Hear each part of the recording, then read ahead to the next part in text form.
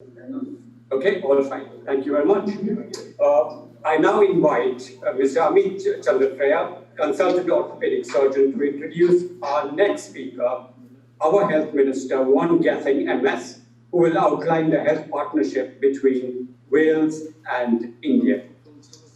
Mr. Chandrafreya. Thanks very much, Murli. It's a great pleasure to introduce the first speaker for the afternoon session. And I'm grateful for all of you who have stayed through your lunch break to join this session. The next speaker is Vaughan Gething, Health Minister of Wales. He was born in Zambia, but grew up in England and finished his studies in Wales. So he really has had a very diverse upbringing. And he has always been associated with BAPIO and has always supported BAPIO throughout BAPIO Wales' tenure here in Wales. He's a British Labour and cooperative politician. He's a member of the Welsh government since 2011, and since 2016 has been the Cabinet Minister for Health and Social Services. For the past 12 months, he has been in the spotlight as the Health Minister, and he feels that the difficult decisions that he has had to take over these 12 months could be the difference between life and death. He's spent some time in India, and he's going to talk about the collaboration in health between Wales and India. Ladies and gentlemen, I present to you the Right Honourable Vaughan Gething, Cabinet Minister. Thank you. Yeah, I think we are just having a problem. We'll be back in a second while we sort the IT issues. Well, this is the joys of virtual meetings, isn't it? Thank you for inviting me to your conference. I'm sorry that I can't be with you in person today, even in a virtual capacity. I do hope I can see you all soon. The last 9 to 10 months have been the most difficult and testing time for our health and social care system, and for our staff who worked so hard in response to coronavirus. Our staff remain our most valuable asset. This has rightly been reinforced during these truly extraordinary times. We're all aware of how much and how big an important contribution, not to mention commitment, foreign-trained doctors and other healthcare workers make to our treasured NHS. Our most recent data of September 2018 highlights that foreign-trained doctors make up around 32% of our medical workforce, which almost half from the Indian subcontinent. And the fact that the British Association of Physicians of Indian Origin in Wales should be very proud of those facts. In 2016, a recruitment initiative between BAPIO and NHS Wales was launched to enable trainee doctors based in India to apply for a medical training initiative post within Welsh healthcare.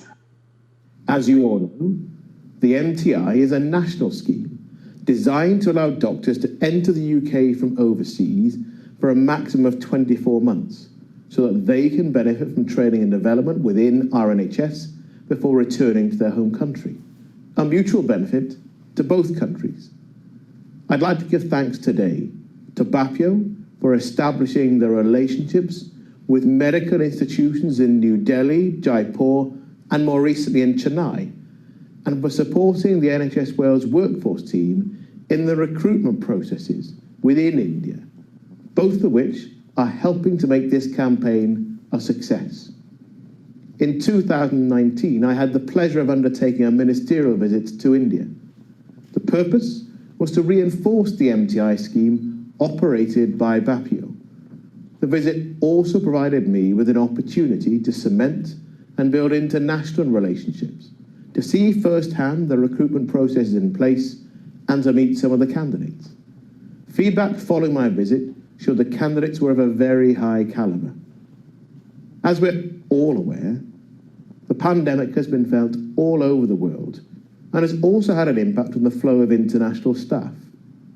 However, I am pleased to note that the total number of doctors recruited to our NHS between 2016 and 19 through the collaboration between BAPIO and NHS Wales will be 110, a really important contribution to the medical workforce here in Wales.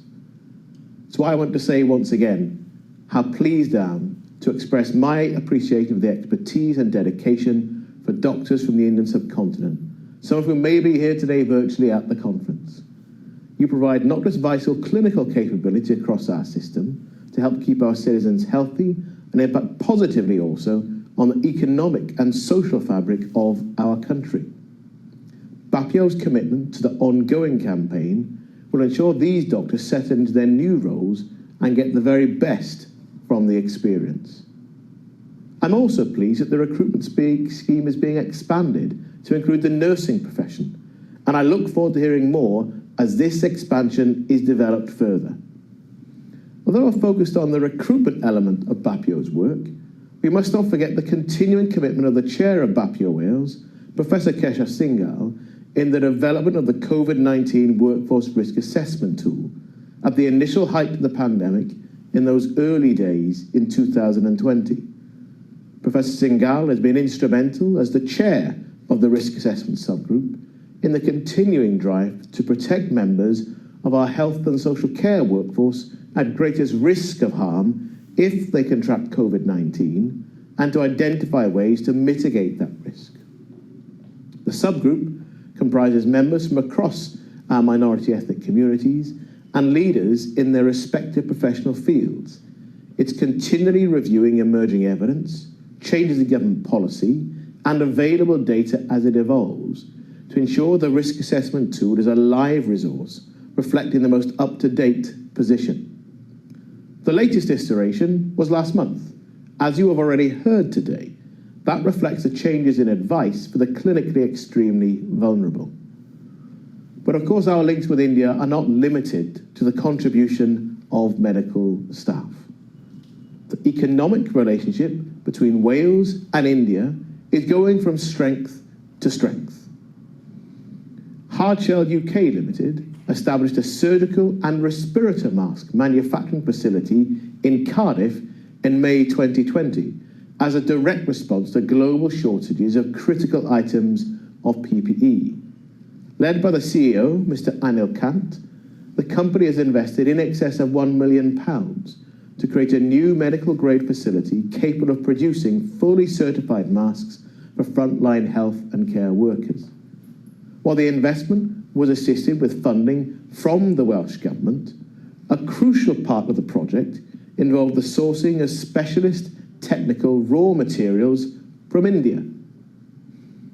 Excellent cooperation between the Welsh and UK governments and the Government of India facilitated this vital supply chain link during a time of significant global trade pressure. Hardshell is now part of an impressive list of firms who have responded positively to the First Minister's call for manufacturers to join their national effort to support health and care workers and to beat coronavirus. British technology and innovation is highly regarded and sought after in the Indian healthcare sector, with many UK businesses already enjoying visibility and success, from global pharmaceutical majors such as AstraZeneca and GSK, to small and medium-sized enterprises and micro, small and medium businesses, including Micropore Technologies and Malvern Panalytics. The most significant partnership in recent times is the partnership between AstraZeneca, Oxford, and the Serum Institute of India to manufacture the COVID vaccine. The Serum Institute of India is now the world's largest vaccine manufacturer by the number of doses produced and sold globally. Our thoughts, of course, are with all those affected by last week's fire at the Serum Institute in Pune. India's Wockhardt, the fourth largest generic drugs company in the UK, invested £17 million in 2018 in a new automated and state-of-the-art sterile manufacturing and testing facility to further enhance its existing manufacturing capabilities in its UK base here in Wrexham. It is this plant that secured the UK contract to provide fill and finish production lines for AstraZeneca's COVID-19 vaccine for at least the next 18 months, and that project will create 40 new jobs. These are just a few of the examples of what can be achieved when two nations forge strong international links and work together. As an organisation, I encourage you to keep up all of your work to continue to develop this important network, to share your expertise, and of course to learn from each other, to continue to provide informed, high-quality, patient-centred health services and resources for patients here in Wales. And in particular, I do look forward to better times where I can see you again in person to celebrate the special friendship that we have developed between Wales and India and all those friends I have made and the friends I have yet to make here within the Bapio community. With every best wish for conference today and the future ahead. Thank you, Health Minister. Bapio is very grateful to you and the Welsh Government for supporting various collaborations with India. We will continue the theme between Wales and India with the next talk in our program. I will now invite Dr. Nidhika Berry, consultant microbiologist, to introduce our next speaker, Honorable Dr. Harshvardhan, the Union Health Minister of India, who will explain how India successfully managed the COVID pandemic. Honorable Dr. Harshvardhan, Union Minister for Health and Family Welfare, Science and Technology and Earth Sciences. He's an ENT surgeon who branched out into public life in 1993. He is one of the prime architects of polio eradication in India, and in 1994, on the birthday of Mahatma Gandhi, he organized the mass immunization of 1.2 million children against polio in a single day. He pioneered the implementation of WHO's Essential Drug Program, revolutionizing governmental attitudes to public health care. As the Union Health Minister, his graded, preemptive, and proactive approach has enabled India to decelerate the pace of the COVID-19 crisis in India by strengthening the health infrastructure and building capacity in the fight against COVID-19. He is credited with evacuation of Indian nationals stranded overseas, massive community surveillance, and motivating scientists to come up with Indian-developed vaccines. Dr. Harshvardhan is known for his disarming simplicity in personal life and transparency at the workplace. He is the first Indian to have been nominated to the prestigious WHO body, the Strategic Advisory Group of Experts stage, and is currently the chair of the Executive Board of the World Health Organization. Thank you, sir, for being with us. Thank you, Dr. Nidhika. I fondly remember that a few years back, when I had visited Cardiff, I had the privilege and pleasure to address all my professional colleagues there in Cardiff and the adjoining areas in Wales. And I also remember Professor Keshav Singhal, who had organized that function along with you. And just now, I am happy that I had the privilege to hear Dr. Vaughan Getting, your minister in Wales, and I can assure him that whatever he has talked about the relationship between India and Wales, more particularly on the health front, will make it stronger and will certainly adopt a more positive attitude towards this relationship. In fact, you have given me just 15 minutes to describe the success story of India, which is a very tall order. For me to do it in 15 minutes is a real Herculean task, as much a Herculean task as the fight against COVID was.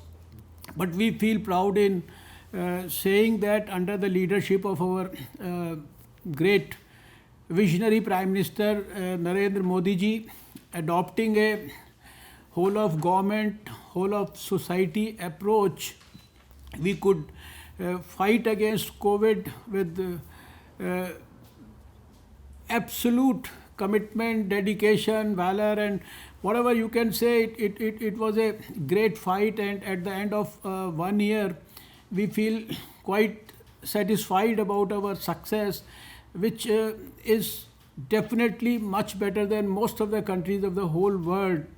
But we also feel sorry that in the fight we lost our people also. We lost many of our corona warriors, our medical professionals, but their sacrifices, I think they will go down in history of this fight against COVID, and I will start by paying my tributes to all of them.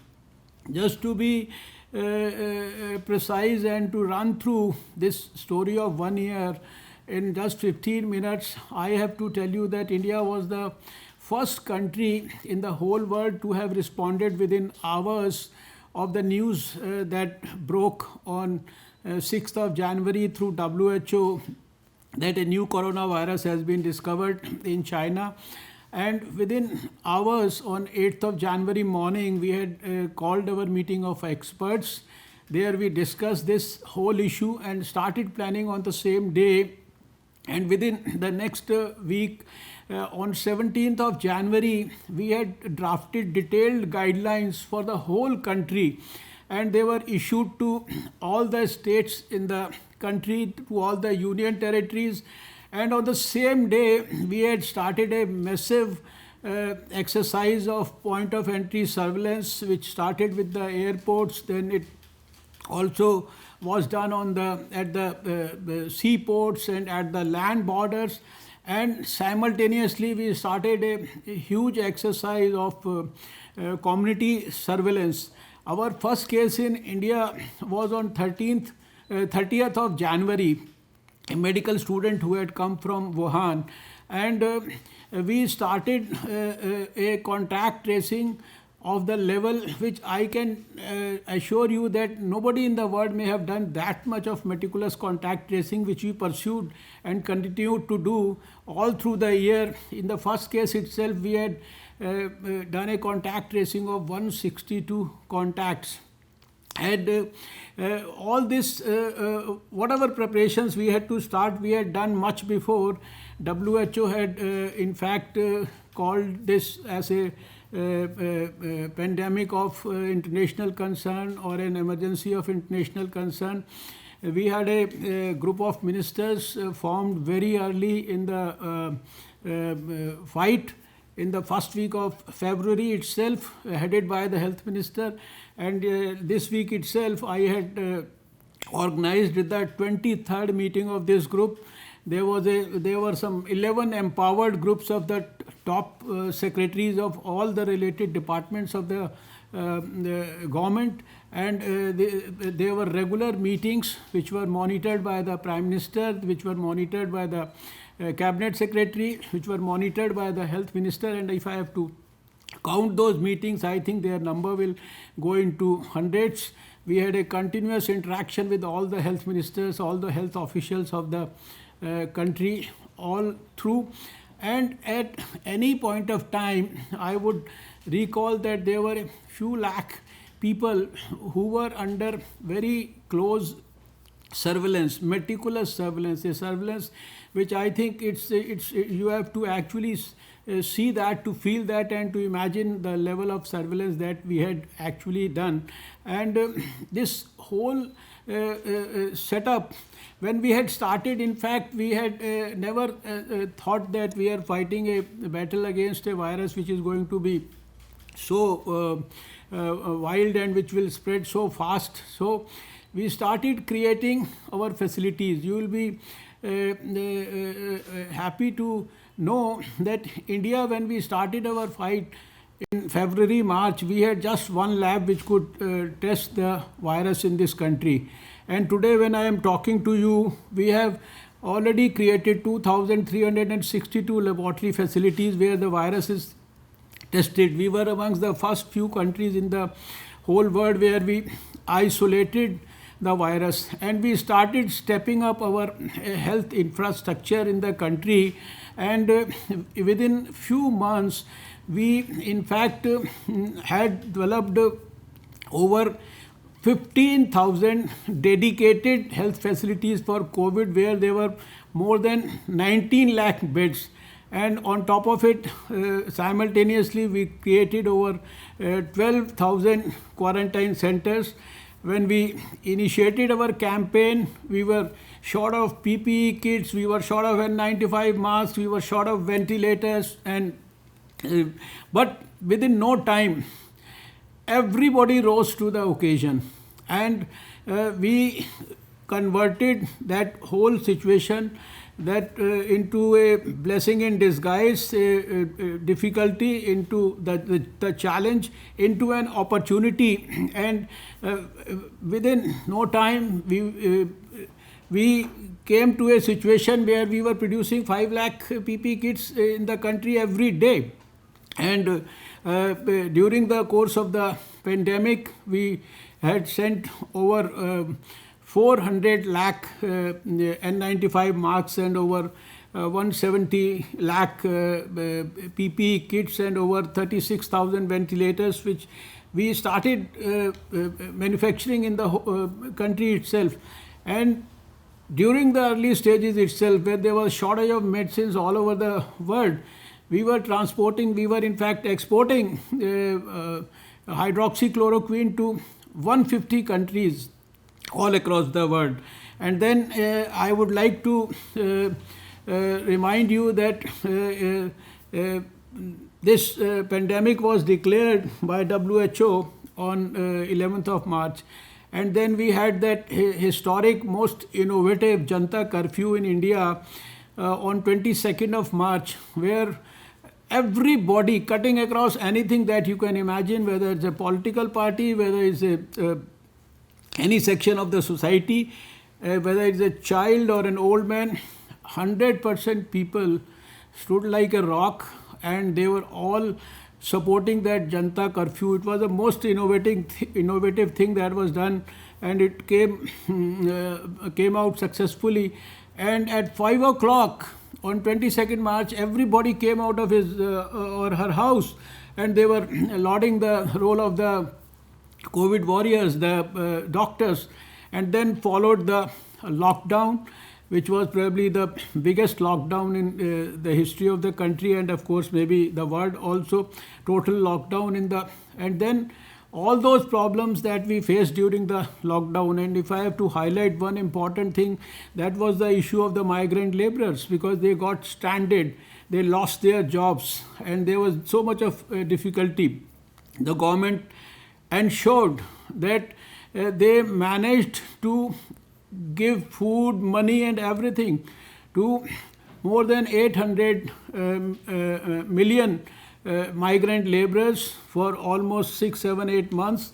And when there was a need, we in fact sent them to their native places through special trains, as almost 65 lakh of such migrant laborers. There came many situations and many problems like this. And the most important thing that we did was, in fact, we had to teach the society about the COVID appropriate behavior. So the Prime Minister must have addressed the nation, at least if I have to recall the last 1 year, must have addressed the nation at least 8, 9 times, apart from organizing all these meetings. 117 crore people with mobile telephones. We could ensure that all through the 1 year, through a caller tune, they were given the right message through for the COVID appropriate behavior. We created the Arogya Setu app, which is probably the most, you can say in terms of numbers, the most successful app in the whole world, where 16 crore, that means 160 million people, they downloaded the app, and it gave you a warning if somebody who is either positive or potentially positive comes near you. The Arogya Setu app in your phone will give you a warning, and so many other similar apps were actually created.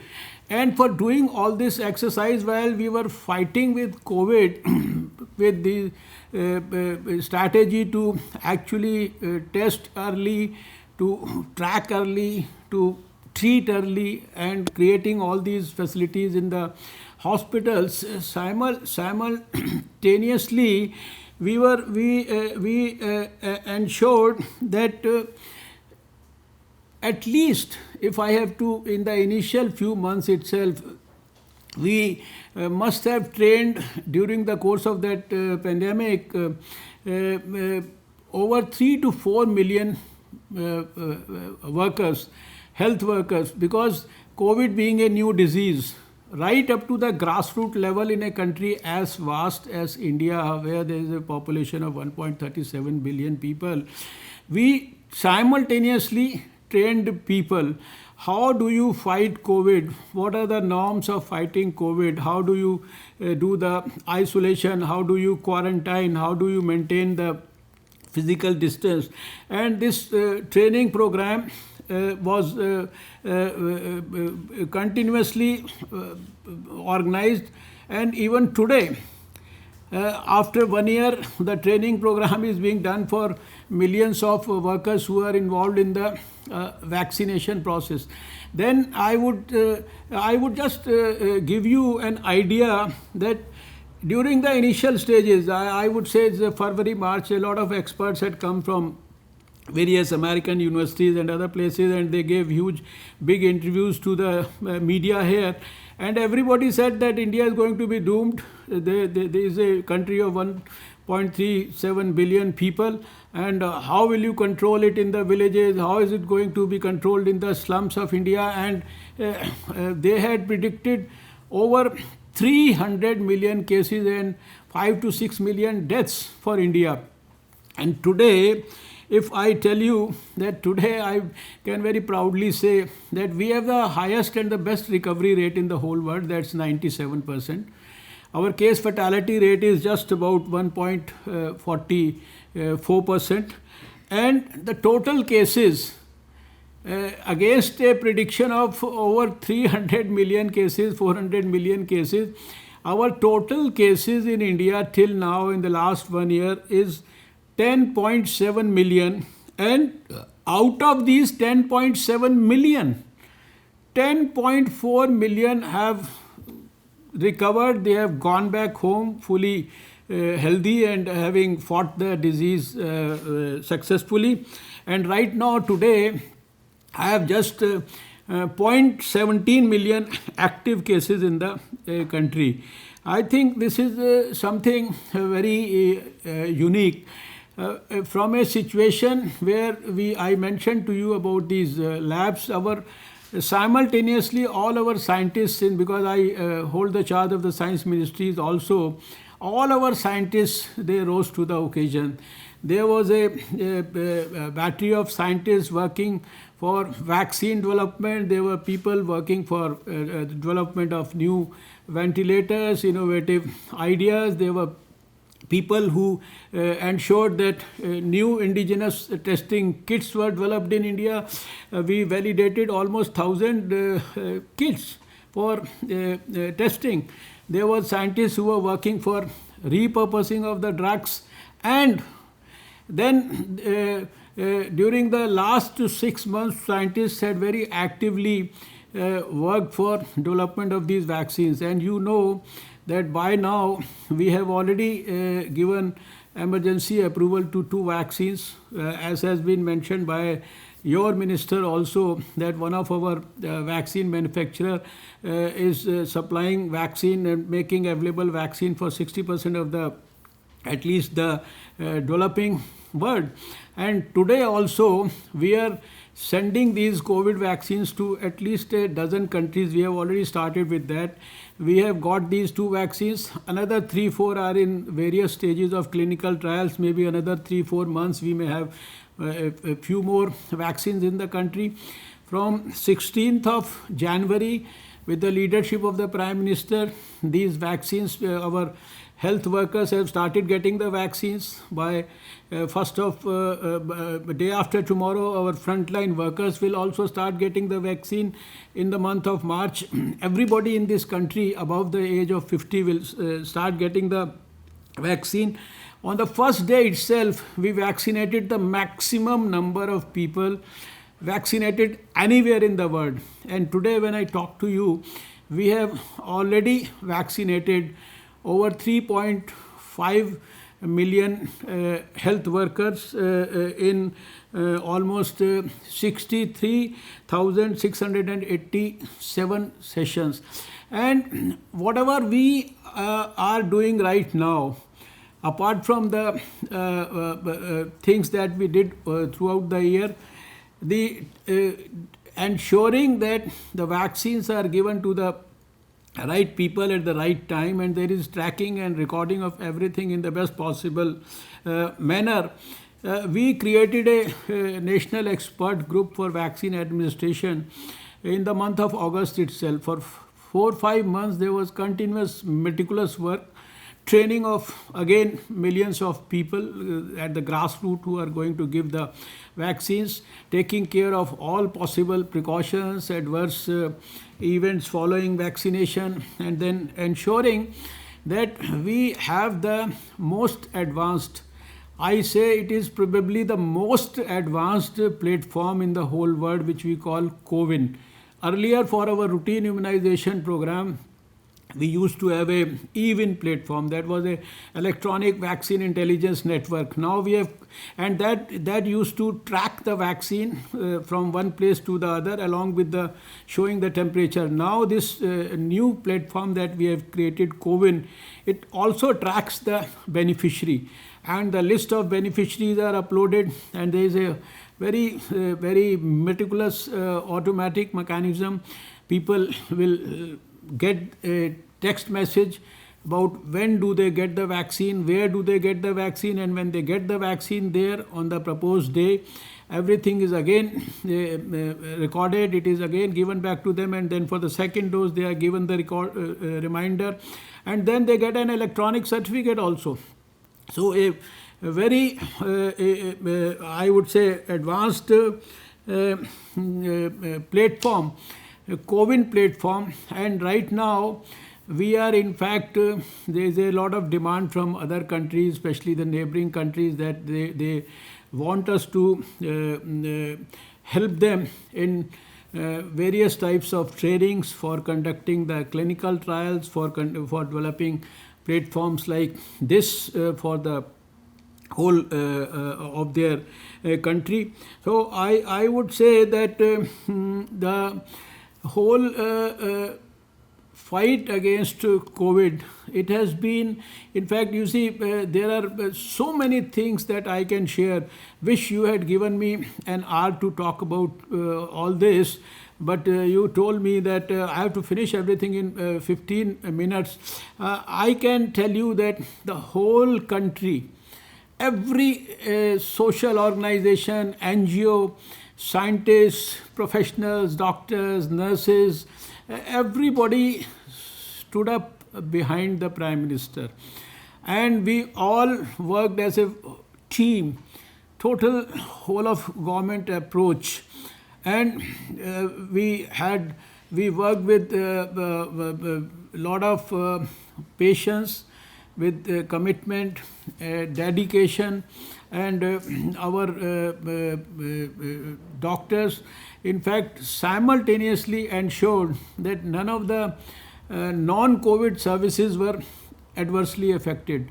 During the course of the last 1 year, we even developed telemedicine further as an institutional mechanism, with development and notification of the guidelines, and almost people in the at the grassroots level getting consultations from the topmost in the medical colleges through the telemedicine. All these things were simultaneously developed, and with creation of these facilities, creation of the labs, and then simultaneously ensuring that the best possible research around this virus is also not compromised. We created biorepositories with over 50,000 virus samples there for the students, the university, the academia, and everyone to do the research about the virus. Even for this mutant strain which has come to the various parts of the, I think it's already entered 50 countries all across the world. Of course, it has come to India also, so something like 150-160 cases are in India also. But we have adopted a very meticulous approach handling these. We were in fact doing the genome sequencing at least 6 months back, and we had already sequenced over 5,000 viruses in our laboratories. So even for the development of the vaccine, there's a fund of almost 1,000 crores which has been created. It's called the COVID Suraksha Kavach. You must have seen, if you have all seen the Republic Day parade this year, our biotechnology tableau, it has been awarded as the best tableau which has depicted the contribution of the biotechnology and the scientists and the development of the vaccine in the country. So I don't know if I can continue to talk because of the time constraints, but I would like to thank all of you. And I know that in England the situation is probably a little more disturbed. This is what we hear from the news that appears on the internet and through other sources. But I can only wish you all good health. I know that, like doctors in India, you are also working under very difficult circumstances, but we feel proud that whether it is US, whether it is UK, or whether it is any other part of the whole world, wherever our Indian doctors are there, everybody gives us a feedback that our Indian doctors are working very selflessly with a lot of dedication and commitment, and that makes us feel proud about our professional colleagues, whether they are in API or in BAPIO or in any other country. During the course of this pandemic, I also had the privilege to be nominated as the chairman of the executive board of WHO. Just last week we finished our WHO executive board meeting, which ran for almost 8 days, 6 hours every day, and we discussed many of the issues related to health. So there's no time to discuss that. And even for the COVID also, we have been, every Thursday we have been coordinating through the WHO with all the health ministers of the whole world, and sharing information and sharing platforms to ensure that we give the best to the people of this world. I have this strong feeling that though it may be called as a year of COVID, but it has been a year of science also. There's a huge contribution by the scientific community. What we are trying to impress upon people in India is, again and again through all possible modes of communication, is to follow the COVID appropriate behavior.